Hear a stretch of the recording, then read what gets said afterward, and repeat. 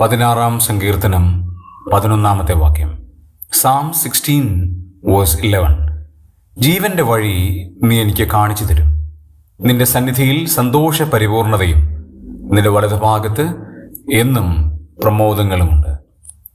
ദൈവസന്നിധിയിൽ ഇരിക്കുന്ന ഒരു വ്യക്തിയുടെ വ്യത്യസ്തമായ അനുഗ്രഹങ്ങളാണ് 11 വാക്യത്തിൽ ദൈവത്തിൻ്റെ പരിശുദ്ധാത്മാവ് പറഞ്ഞിരിക്കുന്നത്. ഒന്നാമത്തെ അനുഗ്രഹം, ജീവന്റെ വഴി തിരിച്ചറിയാൻ സാധിക്കും.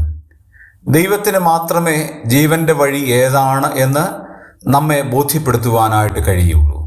അതുകൊണ്ട് ആ ജീവന്റെ വഴി തിരിച്ചറിയണമെങ്കിൽ ദൈവത്തിൻ്റെ ഭാഗത്തേക്ക് മടങ്ങി വരണം. 2, സന്തോഷത്തിൻ്റെ പരിപൂർണത ദൈവസന്നിധിയിൽ മാത്രമാണ്. സന്തോഷം പലയിടത്തും ലഭിച്ചേക്കാം, പക്ഷേ അത് താൽക്കാലികമാണ്.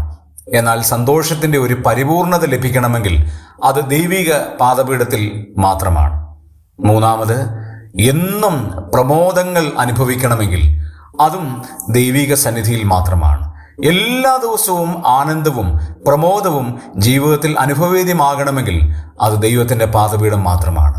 ആകയാൽ ഈ മഹോന്നതനായ ദൈവത്തെ നമുക്ക് അക്ഷയമായി സ്നേഹിക്കാം.